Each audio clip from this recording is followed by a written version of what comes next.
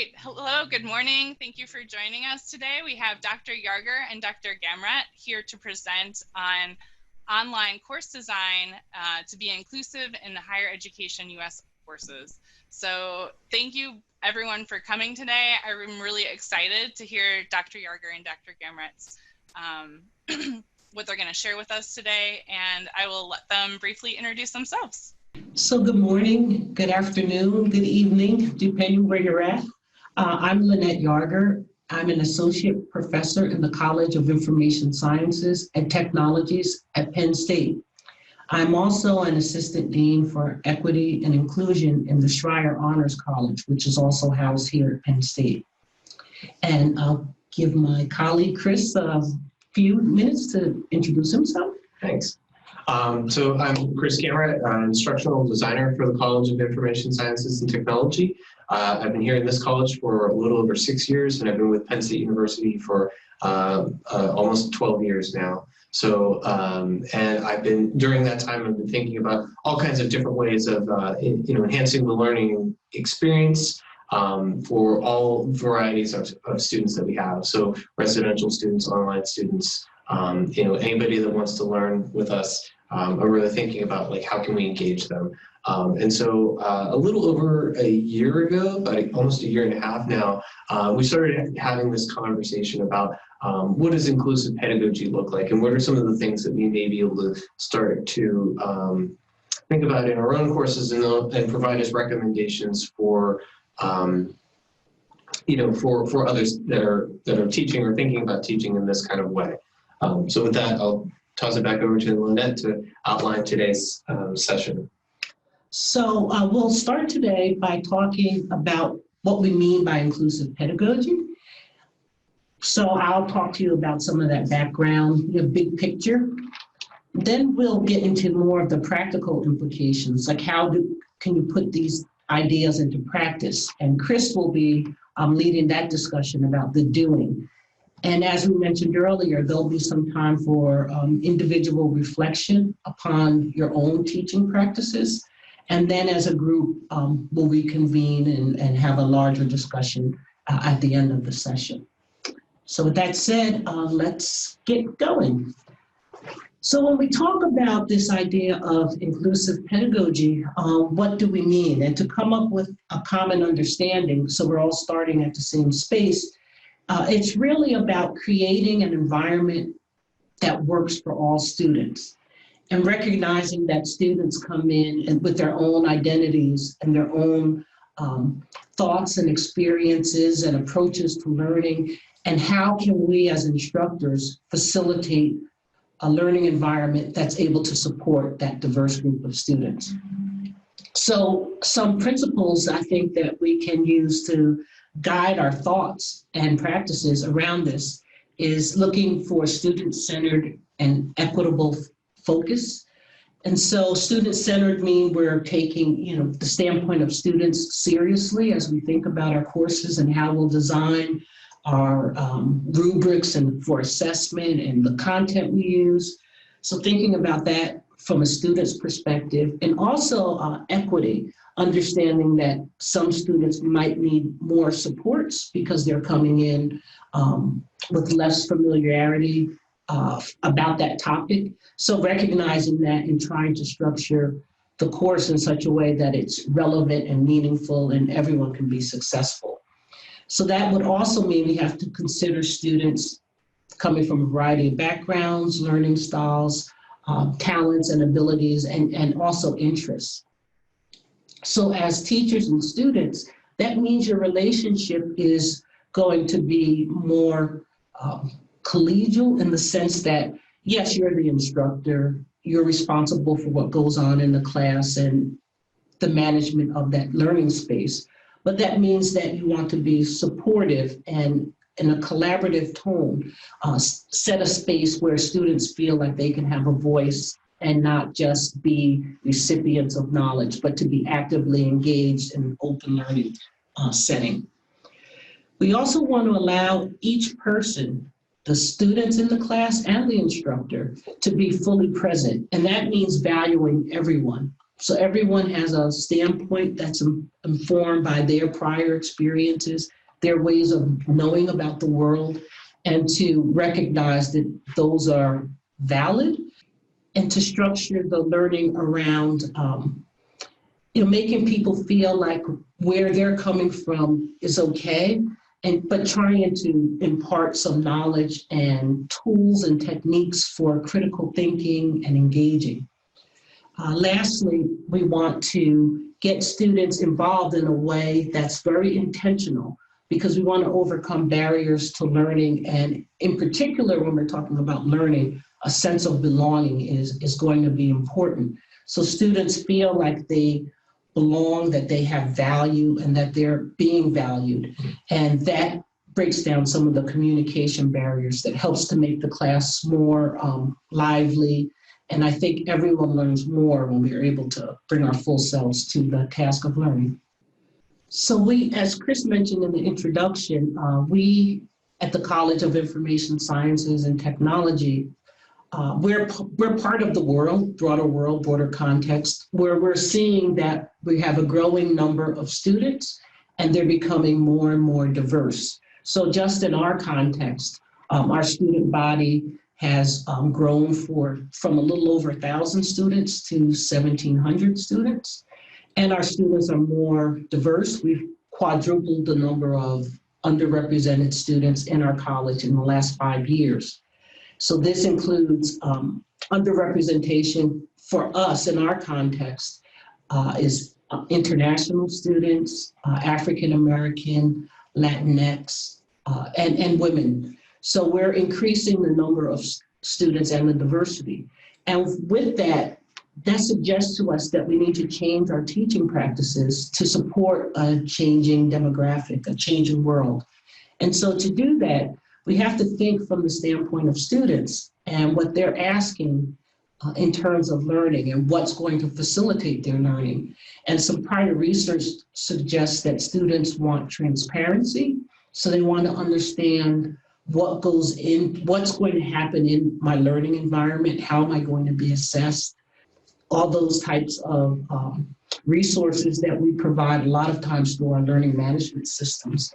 They want an environment that's adaptable. So can we scaffold learning? Can we be adaptable in terms of our due dates for assignments? Can we break them into smaller pieces to help keep students on time? Contextual, and that's huge. So that's part of recognizing people as individuals and understanding that they're coming from different environments, different histories. And so how can you incorporate some of that difference in a learning environment so everyone feels that sense of belonging? And also important is collaboration. So students want to learn from the instructor, but they also want to learn from each other. They want to be able to not just receive information, but to be co-creators of learning. And so having spaces for them to work in small groups, maybe everything from pairs to teams that work on a semester-long project, those are the kind of spaces that they like because it gives them new ways to construct and acquire and organize their learning. So that gets us to the big picture, this grand tour question about how do we as instructors and leaders in the classroom, how do we create this inclusive learning environment? And when we think about an inclusive learning environment, these are 5 big ticket items to help frame our thinking. We can talk about the pedagogy itself. So thinking about how are you going to promote student engagement? And how are you going to create that sense of belonging in your classroom? We can talk about assessment, which is really about how are students going to practice what they learn and how are you going to diversify the ways that students can demonstrate their competencies. We can talk about climate, which is creating an atmosphere for learning and a lot of discussion about creating a climate that's equitable. That's very important in that context. So are there barriers to students feeling included? So those are some of the points to think about. You can also think about the content that you're bringing into your course. Is there broad representation of different people, different countries, different types of organizations, different aspects of income and equity. So thinking about the content is going to be important, especially as our classes become more diverse. And for me, I think what's most important is this concept of power. So us as instructors, are we willing to disseminate and diffuse power in our class so that students have a way to engage and contribute so that the class is more relevant and meaningful to them where they stand? So at that, we want to kind of pause and take a second to see if there are any reactions, questions before we kind of jump into part 2 of our discussion today. So, has anything come up in the chat, Lisa? Yeah, well, nothing came in the chat. I just had a question. I would love for you to maybe if you could give some examples about how you think about design for distribution of power. That's quite a new, way of thinking for me, and I would love to hear more about that. So it could be something as, I don't want to say small, but when I think about teaching my class, giving students, so breaking up the class into modules, and then for each module, the way we started is by having a student team lead us in some activity. So they have to do research as a team, put together what they think are important themes and examples that we see out in the real world. And then they come to class and they have a half hour of class where they're presenting these formative ideas for the module, and then they have some kind of interactive element that gets the whole class either up and moving, or sometimes it's a Kahoot quiz, and so they can be competitive. Sometimes it's writing, taking 2 minutes to write a reflecting piece that they can then call on teams to share out. So that's been one way to kind of diffuse the power, in the sense that students are teaching students and their voice is coming first, and they're setting the stage for the learning around that topic. Oh, very cool. And what would you say about one way to do that in a fully online course? Yeah, one thought that I had, as Lynette was describing that as an option, would be to distribute the assessment components. So rather than every assignment being evaluated by the instructor, having assignments that are peer evaluated. So in that case, like I submit a paper, and I write a paper and I send it to you, you write a paper, send it to me, and then we review each other and provide feedback that way. So it's more of a peer component to it. If you want to take that one step even further, you use the class to define what are the things that are being evaluated in that peer review. Because rather than it's sort of like the instructor saying like, these are the important things, and sort of pushing it down to the class, it's being collaboratively defined. So that's, another option as well. And I'm seeing a couple things pop up in the chat. So I guess maybe we hit up on something. Yeah, so Len's mentioned that he thought it might be important to meet students where they are, depending on their social and cultural background. Some students could be very uncomfortable with the distribution of power. So preparing students from different cultural backgrounds beforehand could make the learning experience less of a shock.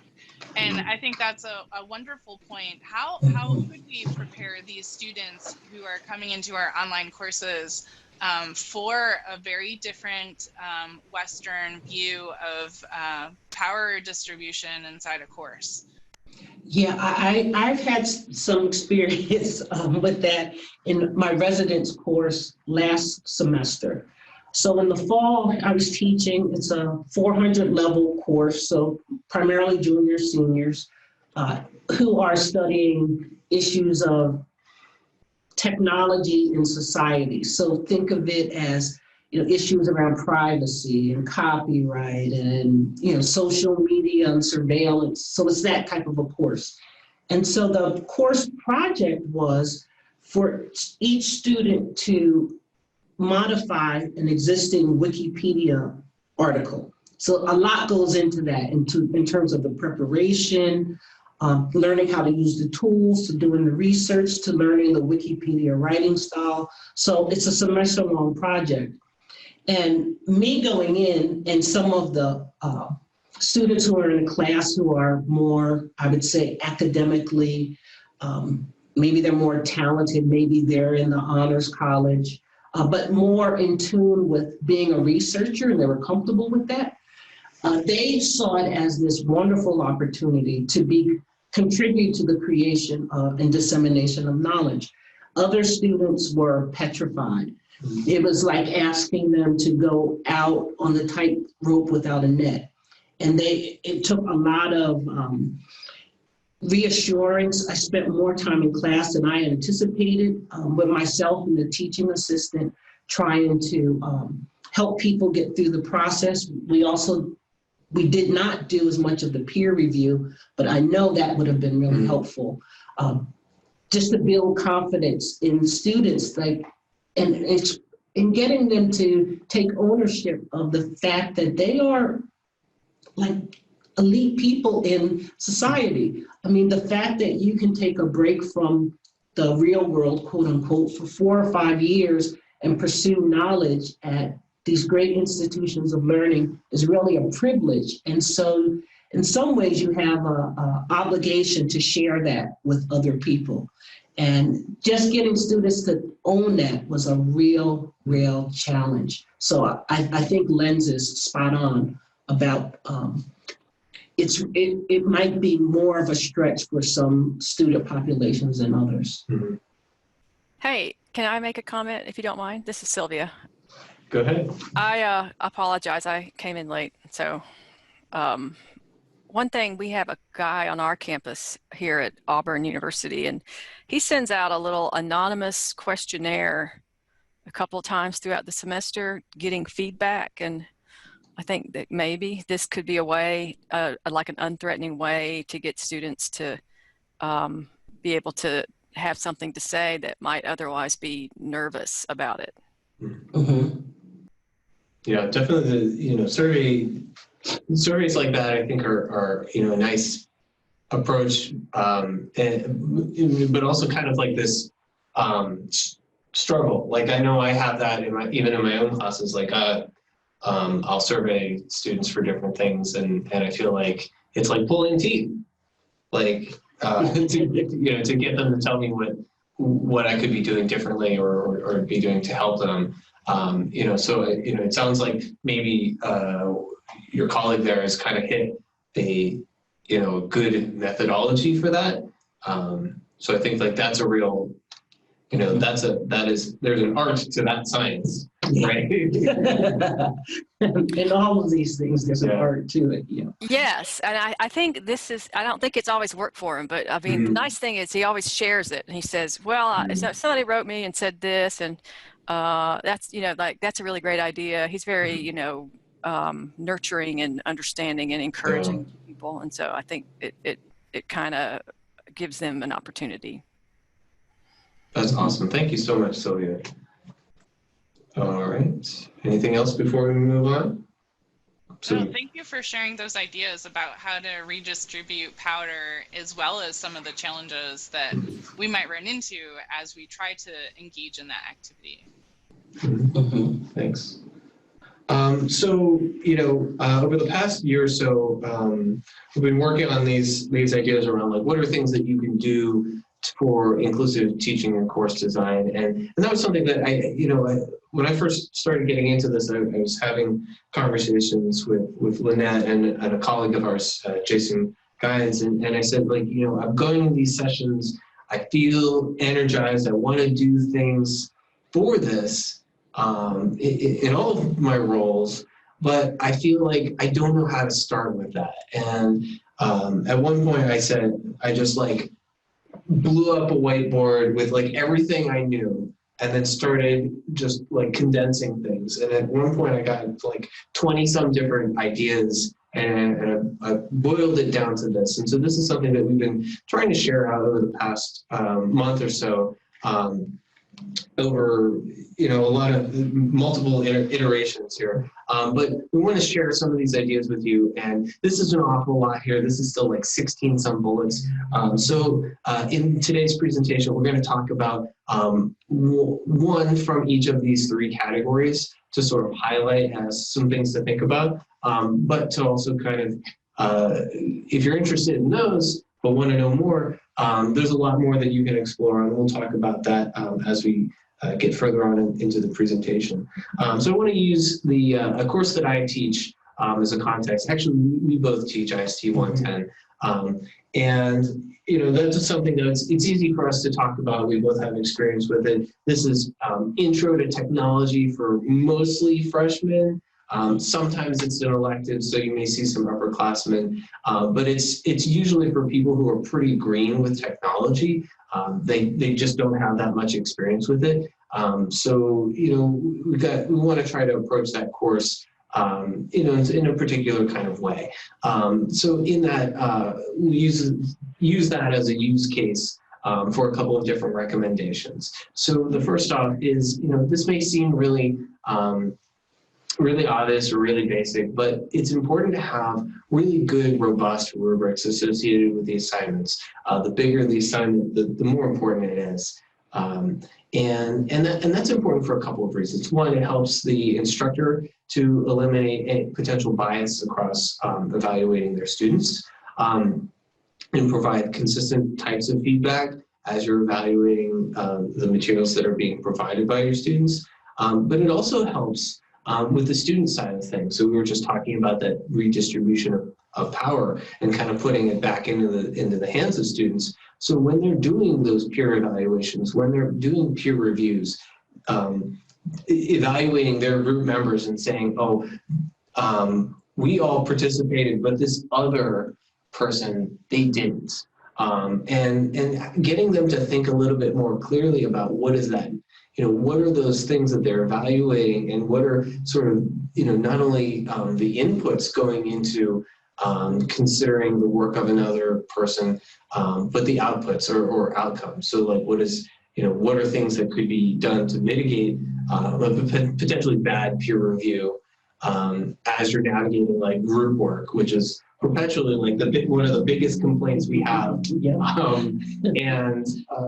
But also kind of like helping them to think about those things up front, because they know what's going into it. So creating these rubrics, I think, is particularly valuable. The next one is, I think one thing that I learned pretty quickly when I started teaching is taking time to think. So when I teach, I'm very high energy, I'm super fast, and I think that I run the risk of getting kind of caught up in that and wanting to replicate that speed with interactions in the classroom. So this is one that I really have to be mindful of when I'm teaching, both in the room and even online, is setting aside time for thinking. And making sure that it's important for students to know that getting it done is super important. Turn things in on time, definitely valuable, but it's also worthwhile to really think about and reflect on your work, because it's better to do something well and with a good deal of thoughtfulness than to just turn in whatever. So I really try to replicate that in all of those different contexts. So in online, that could mean like just starting to do things early in the semester to sort of like get ready for like a large group project. So there's more milestones maybe along the way, or in the classroom, like having time, okay, everybody think to themselves, then we get into groups, or then we share out to the rest of the class. That's something that I try to do a lot. And, I have this example at the bottom of the slide here, this idea of a boggle approach. So, and I'll talk about that a little bit in a second, but if anybody's not familiar with Boggle, it's kind of an older board game, but the basic idea is that you have these six-sided cubes, and on each side there's a letter. And what you do is it comes in a little box, and you shake up all the cubes, and then they sort of settle into a grid. And based on the arrangement of those letters next to each other, everybody takes time and they stare at the arrangement of cubes, and they determine, okay, what words can I construct from this? So in that same sort of way, I might ask the room to everybody think separately and say, okay, what applies to this particular question? And it may be 30 seconds to think quietly. It may be a minute or two. Kind of depends on what we're working on. But at that point, okay, now we're going to put you together into your groups, and then you share it with each other. So the next part of Boggle is you start reading off, okay, did you have cats? Okay, yeah, I had cats. So we both had cat. Maybe we cross that off, or maybe we star it so we can see, okay, what are the commonalities, the things that we're finding together, and what are the differences? So it really helps to highlight unique approaches to thinking and really uncovering different things along those lines. So taking time in those as you're building ideas and really trying to be creative in a lot of cases. There's value in a little bit of quiet before there's that real action. And then the last one is really about promoting confidence. If you're working with undergraduate population, freshmen, if you're working with graduate students, they've done a lot to get where they are already. And I think that that's something that we don't necessarily spend time on or recognize of, like, hey, you've already done a lot, good job, and sort of reinforcing like the work that you have put in so far has paid off, and continued success requires more work. So, there's a phrase that success is 90% perspiration and 10% inspiration, right? So much of success is really just putting in the time, putting in the effort, and making sure that you're sort of like going into each course, each experience, and trying, because that's how you become successful. And I think it's especially for like our freshman populations, that can really be a mind shift for some of them, because maybe high school wasn't that hard, and it does require thinking about like, okay, if that's the case, that's what success used to look like. How can I achieve success in this different context? And so it's not that they can't do it, but they have to really, kind of, in some cases, hit that wall of, okay, the same old thing doesn't work. I need to find a better, smarter way to work. So you can still have that success, but you also need to be strategic about it, be reflective about it, and then solicit help when you need it. So that's reaching out to other students, people in your class, upperclassmen, or your instructors, or learning support, TAs and the like. So all of those resources are particularly valuable, and something that we really want to give them ownership and be able to realize that they can take advantage of. So at that point, we do have sort of like an activity designed into this, but I covered an awful lot, and I saw a whole bunch of little chat things pop up. So maybe now's the time to sort of circle back and look at what conversations going on online. Sure, yeah. So you guys were talking about peer evals. And so actually we tried to do a lot of that in our courses here in Opal, because it's a skill set that's valued in the workplace, especially as people move up the ranks from more of a junior ID position where they're actually doing the work into a senior position where they're responsible for leading other instructional designers or performance improvement practitioners, or they're responsible for supporting. Sometimes a designer is more of a meta designer, where they're working with a subject matter expert who's actually building the content, and so they really have to figure out how to help guide that person forward. So to that end, right, we start practicing it in the courses, and just assigning a number or kind of saying what you did wrong is sometimes hard to hear, for all of us as people. So I'm trying to figure out how to focus people on talking about not necessarily, calling out the thing that's wrong, but saying, hey, I noticed that you could use more of X because it will help this thing happen. And one way to do that might be, right? So constantly looking towards the future, what you want to see, instead of talking about what was, Yeah. But it's a great perspective, and it's it's a new way of thinking for a lot of people. Yeah, definitely. It's funny. I was just in a workshop, I think last week, where we had the conversation. One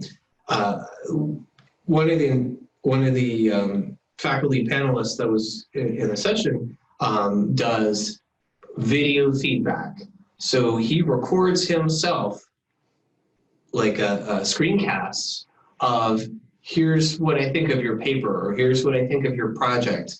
And, I asked him kind of a similar question, like, how do you present this feedback in a way that that feels constructive, has the right tone, and like, how do you walk that line? And I thought his response was really interesting, because he at first, I guess as he was thinking about it, he kind of chuckled to himself, and he said, to me, it's kind of like parenting. Like, you want to have that encouraging, nurturing kind of component to it, but you also want to be corrective. And that can be a really hard balance to hit. But part of it requires practice, I think, and also the recognition of, you may not always do it correctly, but be willing to kind of learn from some of those things. And I think that, that's really hard, and maybe that's sort of like what we shoot for as like a top level of providing feedback, and maybe like as professionals think about that. But even like something that I've covered with undergraduates is that feedback sandwich, right? Of like, here's what I liked, here's what you could have done differently, and then overall, like, good job. So that they can kind of help, think about that a little bit more, and sort of soften that blow of like, well, this part was like, but giving them some things to sort of reinforce as well. So I think having that kind of balance of not just all, here's what I didn't like. Lynette, did you have any thoughts on that? Yeah, I was also thinking about this in the context of power and sharing power. And so that last semester, I was explaining how the students did their presentations to kind of set off each module. And then right after that, we had this practice where everyone in the class would provide written feedback. And it was anonymous, but they had to say what they thought they did really well and why. So you can imagine a 4x4, what you did well and why, what didn't go so well, and what you can do to make it better. And then every group got that feedback from me and their peers. And also, then that means they have to have opportunities to give me that feedback too. So doing the I call them exit slips, but having periodic feedback where they can talk to me and tell me where I'm falling short, I think that's helpful too. So throughout the class, I feel like if students are giving each other feedback, I'm giving them feedback, and then they're giving it to me. It's very reciprocal. And it turned out to be really good. So after a few presentations, I didn't even have to say, pull out a piece of paper. They all pulled out their papers. So just kind of modeling the behavior, I think, is important. Right, yeah, and making sure that we're constructive, talking about what was done well as what could be improved, and then actionable. I think that's also a key point. You have to provide suggestions and guidance on next steps. Otherwise, someone may not really understand what you're zoning in on. Mm-hmm.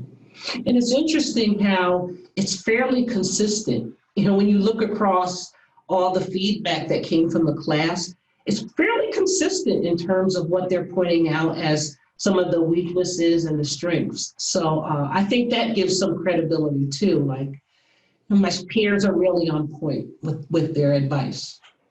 Yeah, great. Jens mentioned that it's taking time to think is a great strategy because silence can end up solving so many problems, such as having students who are having a good time formulate their thoughts, or having a hard time formulate their thoughts, or stirring themselves to speak up, promoting confidence, or demonstrating that the goal of the session is not simply to get through the PowerPoint. Mm-hmm. Yeah, just to expand on that a little bit, I know from my own experience as a student, there's just so much that's going through my mind in that moment where a professor asks, hey, is there any questions, or does anyone need any clarification? And just students in a classroom, everyone has a different skill set. And so there are always students who happen to they're really good off the cuff. They're able to just they've already formulated questions. They're able to kind of talk, and as they're talking, they're able to come up with, they're just great conversationalists. And other students, such as myself, I need a bit more time to think about it, to digest what's been said. And so it's really helpful to have that silence, because when the silence is not there, I end up getting caught up in what the other students are saying, what they're already deciding what their responses are, and I lose that moment for me to gather my own thoughts. So that I just think that silence piece is really, really important. There's also a feeling too sometimes in a classroom setting where the instructor is going through the PowerPoint, and at least for me, I kind of get the sense sometimes of, okay, I know that the instructor wants to get through this set of material in this amount of time. And so if I have that sense, whether it's by their body language or their kind of the way that they're sharing the information, from my perspective as a student, I'm like, okay, I'm just going to kind of sit back and coast, because I see through that kind of nonverbal communication that this instructor wants to get through this material by the end of the class. And so even if they do ask, are there any questions, I'm not really prone to speak up, because I'm like, they just kind of threw that in there, but I get the sense that they want to move on. So silence helps to kind of counterbalance or counteract some of that. I think there's also the reverse of that, where sometimes students might want to say something, but they don't want to fill up that quiet time with the whole class. And so I did this exercise, and I'm pulling all these from last semester, where one of the topics we talked about was remixing and how we use digital tools to remix things. So everyone had an assignment, homework assignment, where they had to remix something. So everyone created an artifact. And then when we came back to class, we had these one-question interviews where you had to interview 3 people, but the question had to be around the artifact that they created. So it might be, what was your motivation for creating that? Or some other question. And it was amazing to see students who never really said anything in class in the big group, but they're explaining something they created, their baby, so to speak. And they were like parents, just bragging about what they did. And you could hear so much laughing, because a lot of them were memes and things. But it was such a cool class, and I've never done that before, but that's one I'm definitely going to do again, and try to put it earlier in this semester, just to give a smaller stage for people to be able to showcase and explain what they're thinking and what they're doing. I thought that just made people feel good. Yeah, great. Thank you so much for sharing, everyone. So we have a couple of prompts. I see there's only about 9 minutes or so left for today's session. So, if you want to think as a group about some of the things you might want to change, what are thinking about roadblocks that might be preventing you from doing some of those, or if you just want to talk about some of the other points on the graphic that we provided, we're open to that. I think because of sort of the amount of time we have left and just the nature of this size group, we're a little flexible to what meets the needs of those attending today's session. This is where we're taking time to think. I don't know if I have anything in my courses designed to review cultural references from student to student. I think I've recently tried to start videotaping, at presentations about the rubric and how I think the course should go, and giving little introductions every week to, the sequence and the focus and all that. So I think I'm starting to work that in from instructor to student as it relates to the course. But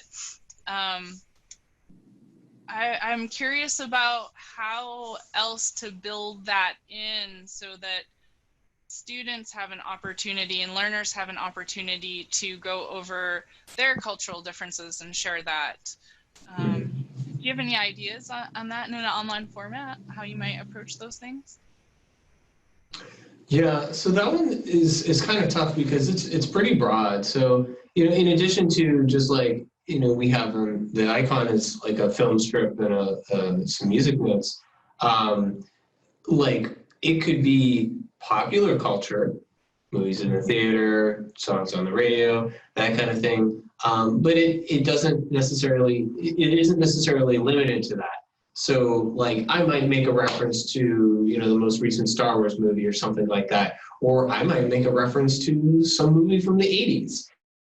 And those are different examples of cultural references that might be totally lost on some of my students. But there are other instances where I might be referring to university culture.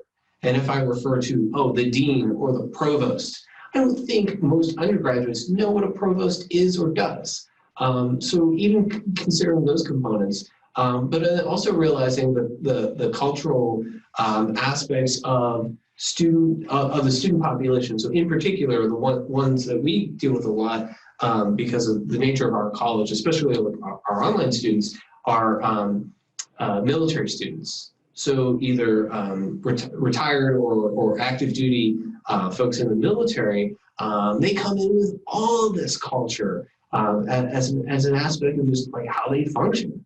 Especially those that have been involved in it for a while. And so, being aware of they have different needs and accommodations, and even just the way that they communicate may end up being different. One thing I've noticed is that they seem to really resonate by working with each other.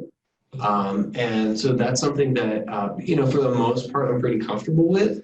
But like, also on our pie chart, we have like, thinking about group formation. And like, what are the things you do and don't want to happen in that as well? So I could see reasons to include military students together or try to like separate them out, just to sort of thinking about different, how much you value a variety of perspectives versus having people to sort of like reinforce that. So there's like a lot going on with the cultural references component. But I think part of it is just like the nature of the course and the makeup of the student group for that particular instance of the course, because it really can vary a lot.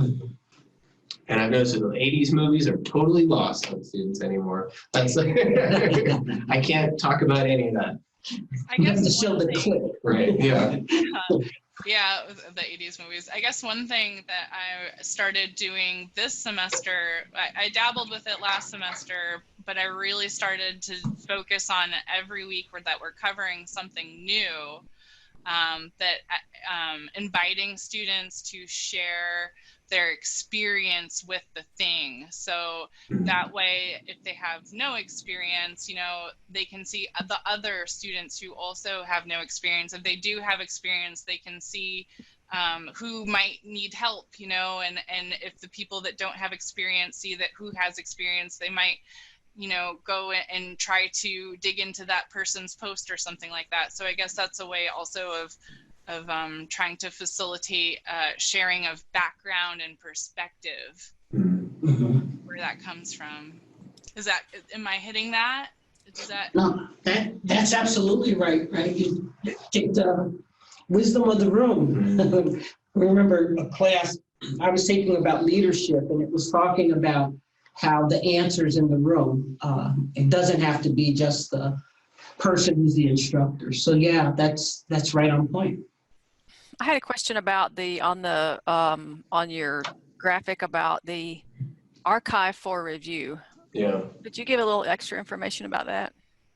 Sure. Yeah. So, there are a couple of aspects to that. So one is that students seem to be pulled in every single direction, just like our faculty.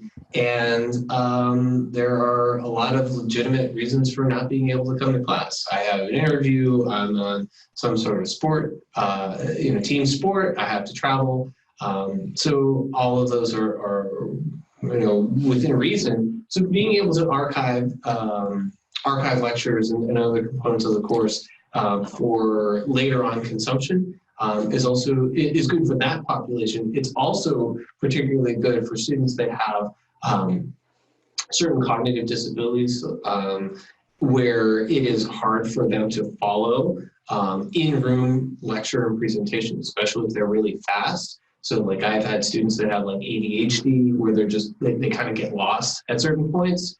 But then also students where English isn't their first language. So if they miss something that's said in the room, gosh, I wish I knew what that was. And I had that when I'm taking notes, and I'm like, well, I guess I won't get the answer to that question on the test. So being able to have those kinds of things for later consumption really meets the needs of like a whole bunch of different students for all kinds of different reasons. Thanks. Yeah. Mm-hmm. Anything else on the chat, maybe? So, Anna said something about the professional blog assignments. Anna, could you clarify that? Sure. One of the things that I just started doing this year was trying to figure out a way to allow students to archive some of their own work, because when everything is posted in Blackboard, at least at Boise State University, it's only available for 2 years, and then the course goes away and nobody can have access to it.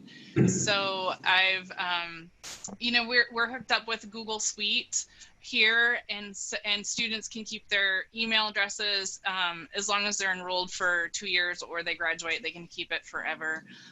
So I've been having them start to try to work with Google Sites as just a rudimentary blog. Like there's not a lot of functionality there, but at least it's a place for them to start to record their own reflections and some of the resources that they encounter, and just keep their content collected for either themselves privately, because you can make Google Sites private, or if they feel confident enough, then they can share it publicly as an example of their growing expertise in design. And they can even link it to a portfolio later on if they really want to. And I look at all of the blogs and I provide feedback, hey, maybe think about these things to polish, or, this is really great and I'd like to see more of that. So they can feel confident that if they do choose to share, that they're sharing something that's going to be well received by others out there in the public. Yeah, that's definitely a scary space to be in, is when you start to put your stuff out there for mass consumption. So part of that is like that promote confidence component, and I think some of it is those pure evaluation components where you're getting a little bit of that to sort of ease into it. Yeah, but I know I was really afraid when we started sharing this stuff. Everybody, right? We all struggle. Yeah. When we're, right. Oh, this is a new thing that I've been working on, and is it ready? What do people think? Exactly. Did I polish it enough? Yeah. Well, hey, you know what? It's 11 o'clock, so we're at the end of our time here together, but I really, really want to thank you, Chris and Lynette, for coming in today and sharing what you guys have been working on. It's been incredibly valuable for me to just have time to sit and reflect on what are some of the things that maybe I'm doing well in my online course design, and where I have opportunity to, you know, develop and grow further. And I think the dialogue that we've had here today amongst our colleagues only shows that they also have valued this experience. And so thank you so much, and thank you for everyone to attending today and participating, and lending also your ideas about where we're heading, you know, what our next steps are. Thank you. And I just saw a message pop up about the slides, or in particular this graphic being available, and we'll make it available. Yes, so we'll record. Awesome. Thank you. Record the webinar and post it on our Opal webinar page, as well as our YouTube channel. Cool. Thank you. Yeah. So thank you so much, and this concludes the webinar. Have a great afternoon. Bye. Yes. Thanks, everybody. Thank you. Thank you.